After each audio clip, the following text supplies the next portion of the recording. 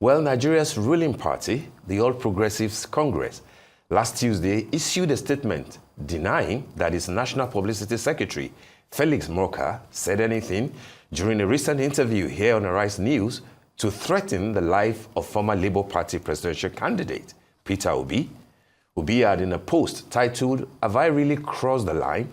shared on his X handle a day earlier, alleged that Morka had issued the threat in question following his criticism of President Bola Tinubu's administration and the New Year message. Well, on Wednesday, the APC spokesman was on the morning show here to double down on his denial that he issued any death threat.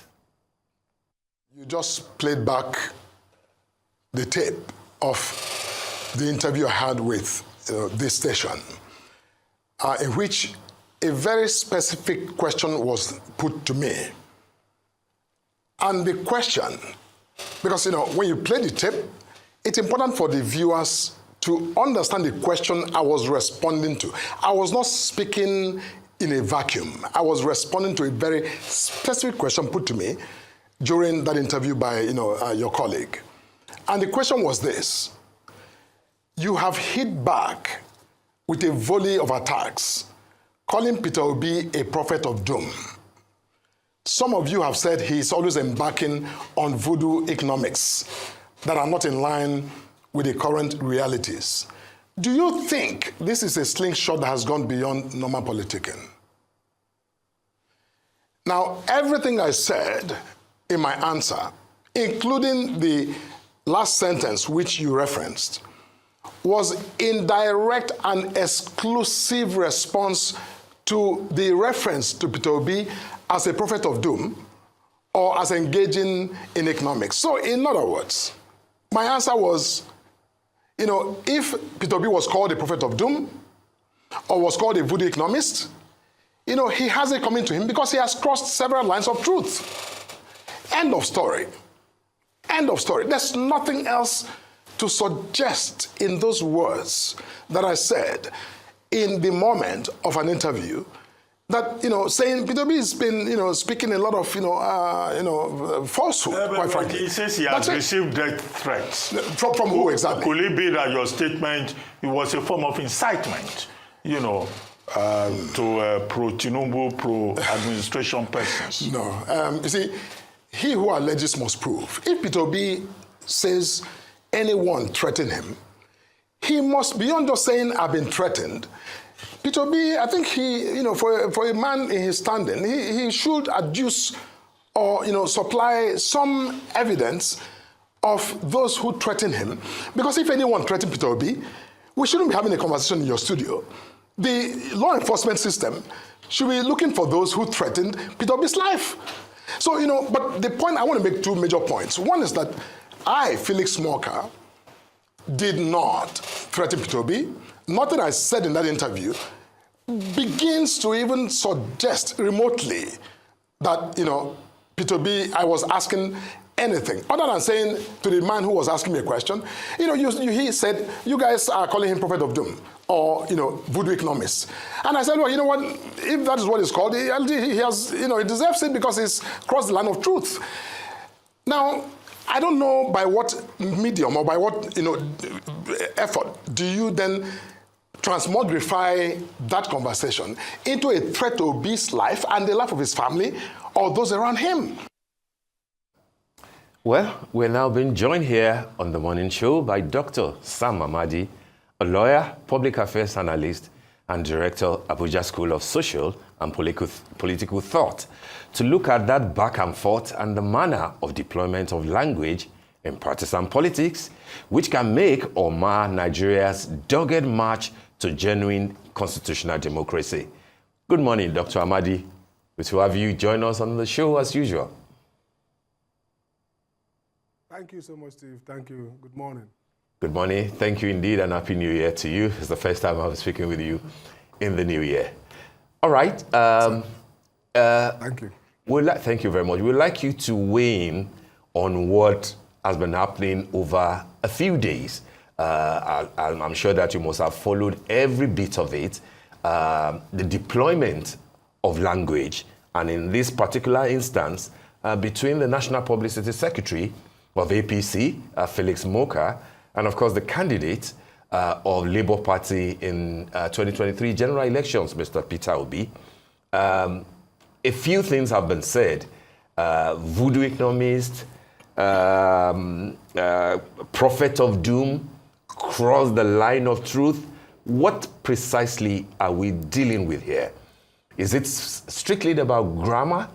Is it about, politics that is in the air? Is it about the fact that the ruling party thinks that Labour Party and not the PDP is actually the main opposition party? You've listened to Mr. Morka. He has denied issuing any threat. He says no threat whatsoever was suggested. Do you think that he has succeeded in clarifying the issues, or is this a matter of you go explain tire? What are your thoughts? Thank you for having me. I think first, many things are involved. Temper, problem of temper, political temper, personal temper, problem of grammar, like you said, or better still, communication, and also a problem of desperation. And let me begin to put it clear. I think, and Felix is my friend, and we spoke, like he called me after this 2 days ago, and we had a lengthy conversation on this. And as I put out tweet immediately after that happened, Felix is a reasonable and intelligent fellow. We are together as graduate students and work together in Senac. He set up the first socioeconomic human rights center in this country of note. So I don't expect him to be part of a kind of conspiracy or a motor park,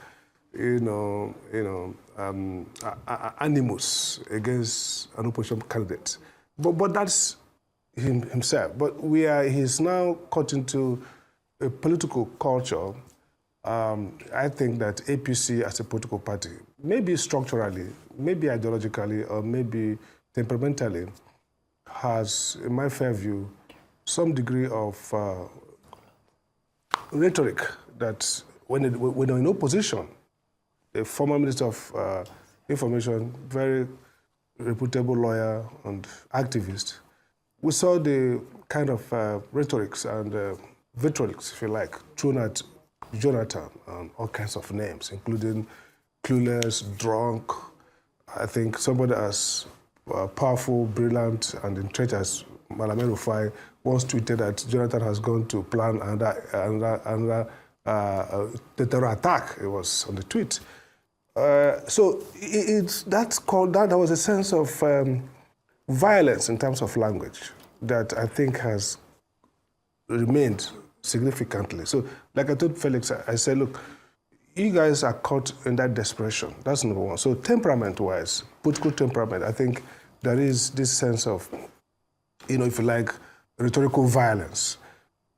But I don't think that even looking at a structural analysis of Felix's sentence, I agree with him that it does not immediately point to any idea of physically harming Peter Obi. I think that reading is suggested by the context of APC's politics. And some people are saying, we've seen whether APC and PDP under Obasanjo and under APC, some level of violence, even killing, Bolige, we've seen Dokubo, we've seen different things happen, we've seen political opponents die, even in Lagos and elsewhere. So the idea of threats that could crystallize is not too far-fetched within the Nigerian political history. So that also informs the hysteria on the part of the obedient to say, look, yeah, on the face it might look like this doesn't mean much, but really look, embed it within the Nigerian political history. And you see a cause for alarm. So that has to be seen, that this perhaps is read within the landscape of what I said from 2014 to date of APC's rhetorical violence, if you like. We've seen arrests here and there of persons who have probably said things that under Buhari, we saw it, students said, oh, our money has been stolen, and the first lady is looking bigger than he was. And this student was picked up and locked away for weeks. So that's really the context here, in my view. And again, maybe Felix should have come out to say, you know what, I didn't say this, and if he suggested I withdraw it, that's not what I meant. I mean, that would have perhaps put an end. So I also saw on the part of Felix a sense in which the APC, Felix and some of the spokespersons are thoroughly pissed off with Mr. Peter Obi for just one reason. He talked about opposition party. There seems to be no opposition party in Nigeria today, not the PDP, not the Labour Party. But Peter Obi has emerged, and perhaps New Year with greater resolve to be that opposition leader. I mean, I read a tweet from Reno, who is not his fan, saying that Peter Obi is actually the one who is now opposition leader, and not even Atiku Abubakar, who came top ahead of him in the election. So Peter Obi is now the real opposition to the Bola Tinubu administration. And so the fixation around him, the obvious kind of anger at the things he say, which never crossed any line, by the way. I mean, everything he said in that broadcast is what you expect. I mean, you were watching what's going on in the UK, in the US. We see how opposition leaders, pieces up policies of government, even when those policies are well-meaning, they have a right to turn it upside down, to caricature those policies, and to say bad things about those policies. That's not crossing the line. In the same vein, the opposition is also right. The ruling party, and Felix is right, to call Peter Obi a voodoo economist. Doesn't mean it is true, but that's fair speech. That's fair attack to say, oh, he's a voodoo economist. Or say, look, this guy is, like somebody says, a purveyor of misery and all. Those are fair speech in a political context, because you are making the other guy look bad. But what's not fair is when you trade towards maybe mobilizing violence. And in a sense, if in the context that Felix said that, he said there'll be consequence. That consequence in the Nigerian context will be rightly read as maybe there'll be an arrest, maybe the state is now going to move against this person. Because really, there's already a consequence that you're opposing him, the consequence that you are countering what he has said. So basically, there's a consequence is needless in that center, and that's what created the problem for Felix. His other analysis, his other engagement, attack against Peter Obi are within, are reasonable and fair to attack the guy who's attacking a policy, a party. That's a good thing to do. But when you say there's consequence, it's really a superfluous language there, because what other consequence should exist for political speech rather than counter-political speech? That's really the problem. And that builds back to the political temper and understanding about politics. That's because Nigerian politics is inherently transactional. Nigerian politicians have not developed the communication ability to stay in the fight, in the ideological fight, in the communicational fight. Stay there, hit, take back, and hit and take back. So because it's transactional, they want a closure. And oftentimes that closure is to abuse, that closure is to arrest. So if somebody says something nasty or something that is really depressing about your good intentions as a politician, a real political engagement, that you continue that fight at the level of rhetoric. You counter them again. But the Nigerian politicians, because they don't have ideological commitment and therefore don't even develop the communicational capacity and patience, the grit to stay on the communication. The next is to foreclose communication, label that statement, say, look, you are a security threat, find a way to deal with you, find a way to arrest you, and that's what Peter Obi is talking about. It's typical of our politics, and it's going to be dangerous for us as we get to 2027 for two reasons. It's obvious that the ruling party, whether they mean well, maybe their policies are good, but somehow, I just want to be objective, but somehow the results are not there. The inflation is still high, people are struggling, people are poorer, by all indicators, energy costs is still very high, even though we've seen small reduction in fuel price. What that means, therefore, is that opposition has now kind of, a credible environment to attack the ruling party. It's desperation sets in. And so when you can't govern or when you can't change the narrative, you're going to be violent. And that's the tendency. You're going to see not just in speech, we're going to see maybe attempts to clamp down. We're going to see, as we go into the year, if the government continues to struggle and can't find a way to communicate their struggle in a way that's pleasant and can find a way to change outcomes on ground.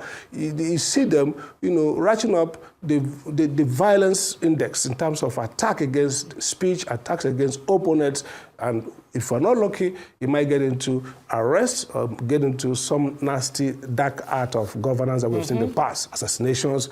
And so that's a fear here. So I see the ruling party in a difficult situation because they're not getting it right.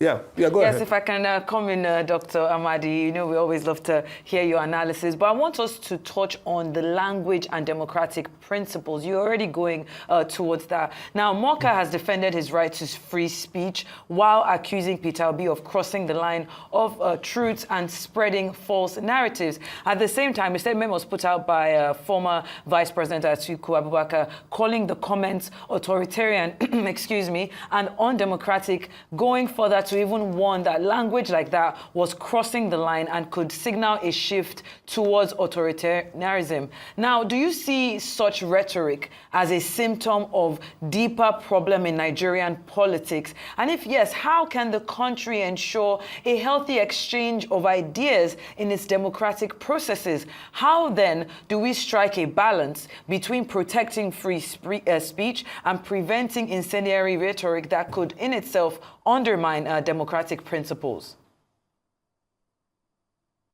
Very good point. I mean, first is the regulatory principle should be civil society, civic. By that I mean the media, all of us. So for example, the politicians have a market, they have audience, and audience are electorates. So if we push back, as people are saying, oh, come on, this is nasty, we don't want to hear you, you're talking nonsense, for example, they will kind of get the feedback that, look, these violent language they're using, it's not cutting it. First, the diagnosis is that Nigerian politicians basically are not schooled in. There's no difference actually between their worldview of Party A and worldview of Party B, or worldview of Position A or worldview of Position B. So in that, that absence of ideas, absence of worldviews, absence of differences that are substantial in terms of ideas.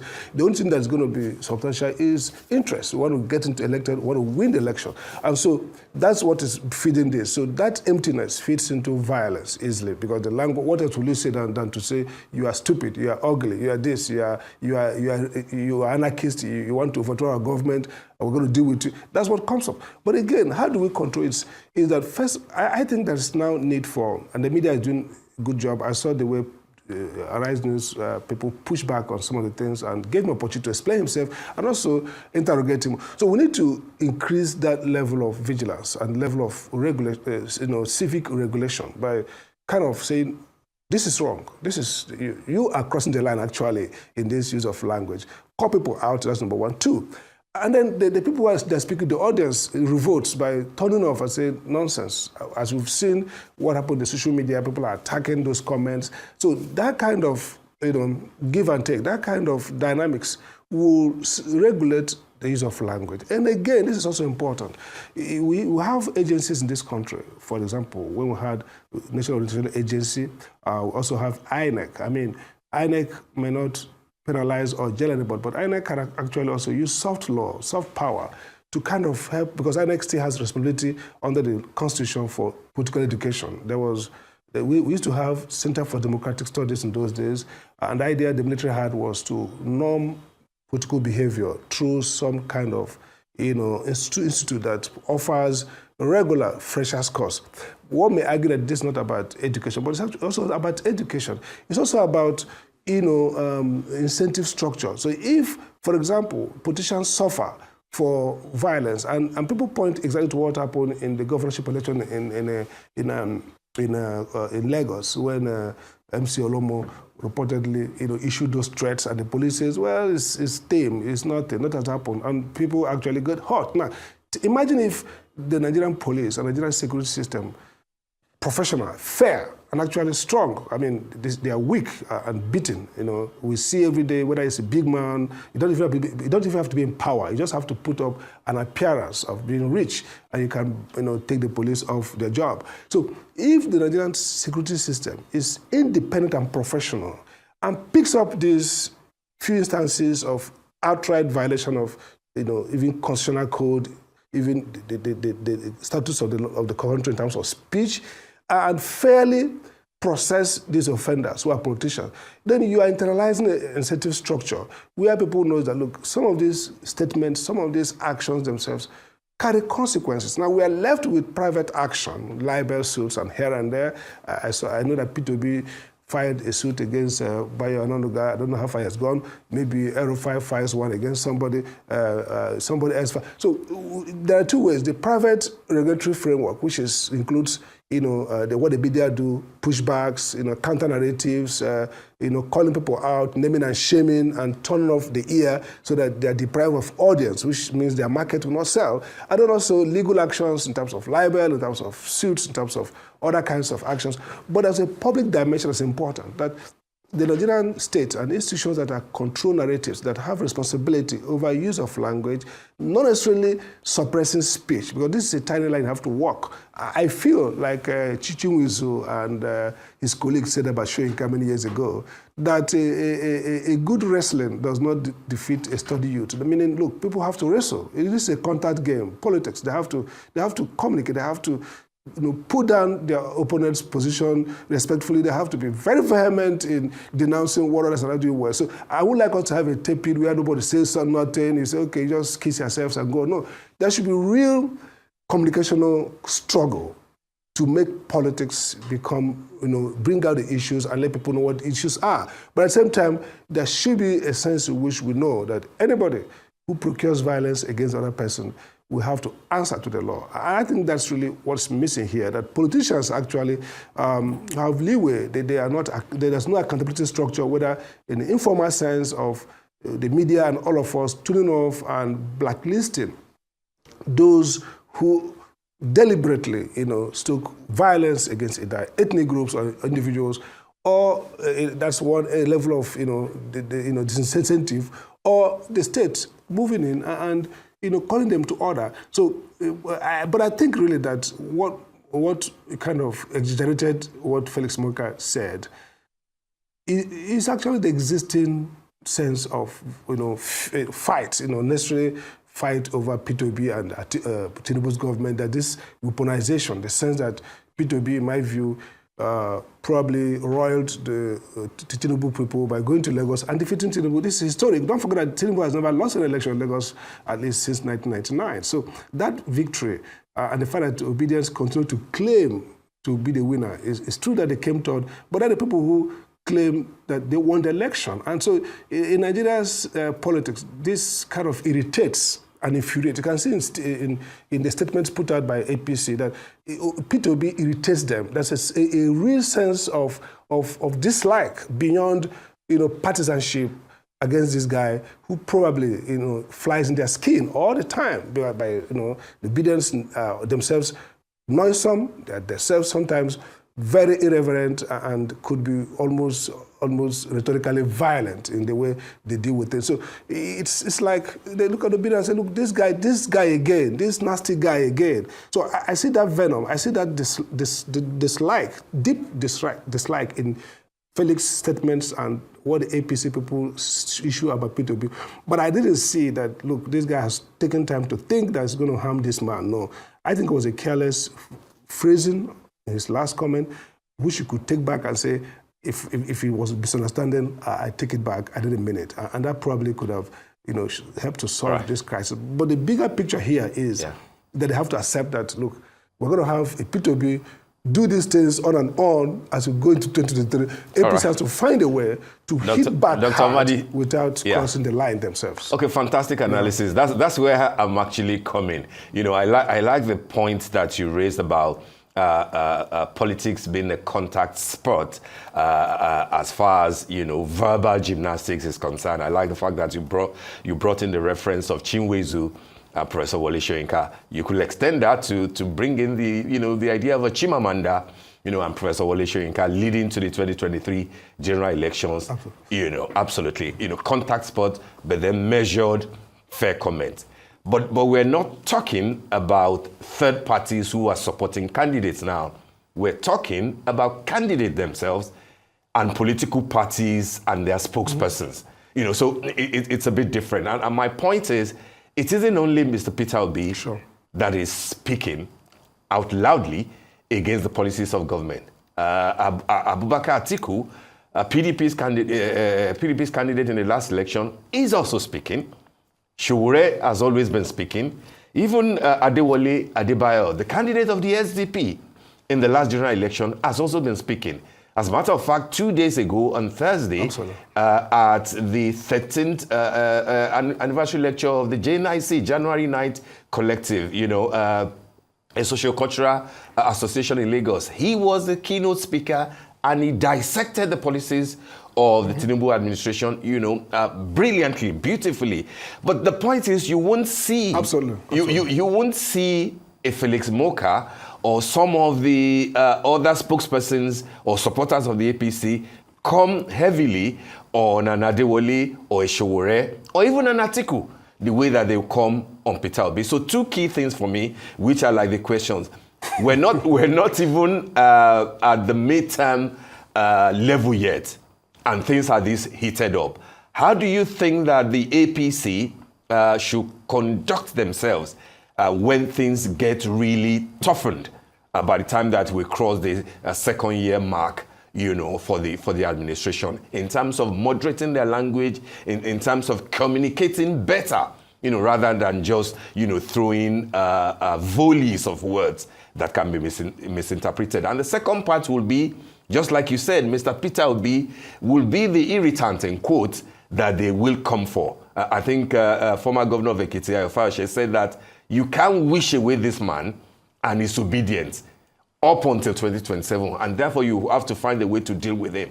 But my point is that when they now come for him, as they will most certainly do, at what point should Mr. Obi himself chill and not cry out to say, oh, they're after me, oh, they want to destroy me, they want to destroy my businesses, etc., because they will always constantly come for him?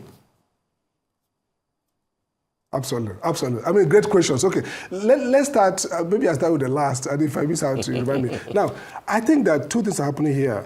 Mr. Peter Obi is a very intelligent guy. I mean, in a different way. It doesn't sound academic or brilliant in that sense, but smart guy.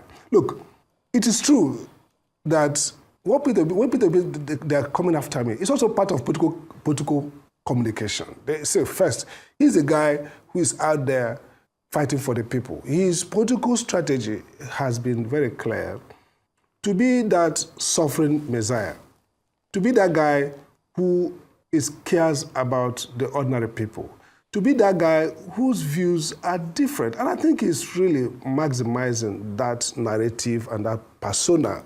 And so, unfortunately for the APC, what they have done in the last week has been to improve Peter Obi's standing. Because, look, everybody knows that, look, things are not going well. And then you are victimizing the guy who is saying things are not going well. And this guy you are victimizing is saying, they're after me. I don't mind dying for speaking the truth. So who wins? The guy who is victimized. We saw that play out in the American election, where Trump, every crisis goes through, every persecution feeds back into the persona of this suffering messiah, of this warrior who has to fight for us. So I think the APC strategy should think again around that. And again, Peter Obi, politics, a little bit different. I mean, people who say things about him, he might be, say, oh, he's still part of establishment, he's trying to pretend it. But the point is, in the 2023 election, he was the upstart who scattered the table. And like Fayose, you don't like him, but smart guy, gets his sense right and this kind of things. He changed everything. He did what nobody has done. He won Lagos. That's huge. He won Abuja.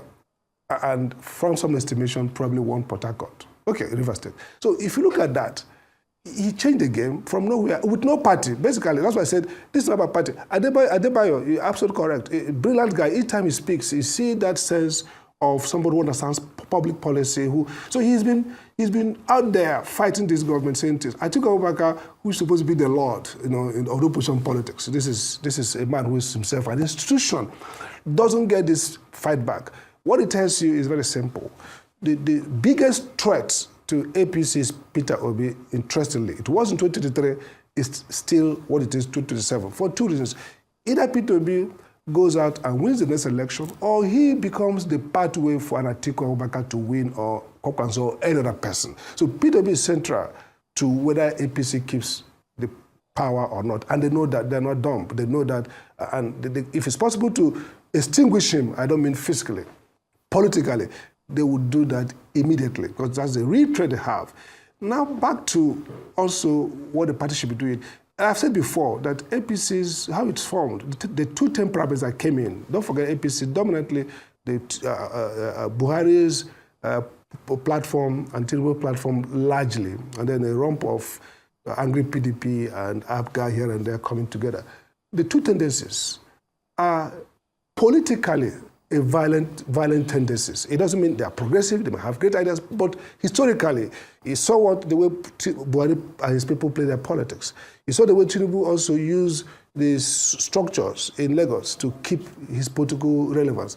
And so they need to relearn. I think a APC reflex would be to be violent. And I don't mean physically, maybe not, but I mean in the sense of, look, we can't tolerate this. How do we bump these guys off our lane?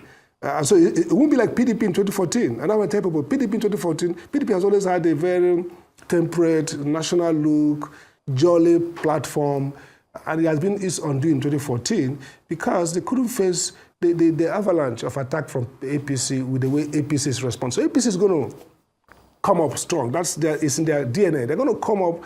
The question then is, what will balance? What will give up? So I have fears as we run to 2027 that we're going to see a renewed era of reviolence now. And the question then is, what can pull back? Three things I think may happen. I think that the fact that that level of violence may not work. Again, look at the guys, the kids on the block, on the APC side. You see Ganduje, who's the chairman. You've seen the president himself, who is tough guy, who understands this dark art and has played this game deep. You see the government of Hopes of Denmark, who himself is a game man on that level. You see now Wike, part of this. So nothing will stop APC from deploying those dark art. And because governance does not respond to politics easily, I mean, the odds, the economy may not get better in a significant way, things may not work well, the global economy may come in and help to shape the outcome. So they may be left with nothing but some kind of what we call in Nigeria ruffle. How will Peter Obi, Atiku, and these opposition figures, how would they play their card? I want to discount the parties. The parties don't count here. PDP, Labour Party, I discount them. I look at Peter Obi, Atiku Abubakar, Adebayo, and Kwakwanso, all these guys are the people that count. How will they play their game? So their response to what I predict will be APC's pro-violence approach, because really, by character, by nature, and by what they are gathering together, and by the guys who define their strategy, I don't see them being that nice like PDP. I see them, deploying all their firmament to try to pull down these guys one way or the other. And I've not seen the government itself, focus on changing governance. I mean, the time is still there to change outcomes, but the configuration of government, in my view, and the guys who are running things, I don't see where they're going to fetch fresh initiative, innovation to turn things rapidly around. Maybe if the global economy works better and some of the impact shapes what we get, things may get better. But really, they are going to lack the message that is positive because of how things, in my view, will run down to 27. And so we're going to wake up to the fact that you're going to have a strong ruling party that doesn't want to lose power, but doesn't have the national goodwill to win power easily. And so the logical thing is that either the opposition gets them out quickly, or they probably want to get the opposition decimated one way or the other. And so my prediction is, except something changes, we should brace up for a very tough election period that's marked by different degrees of violence and rhetoric, dark arts, arrests, attempt to take people out, manipulate systems, because both the DNA and the profile of the movements infused in the ruling party suggest that that's their first resort. And again, Peter Obi, as part of why they thought he didn't win the election, some of his supporters, that he didn't man up enough. And it looks like, as the game goes further, he probably is going to man up in a more significant way. His New Year message is a sense of saying, here I stand. They want to kill me, something like that. But I'm going to stay in this. I'm going to fight on this.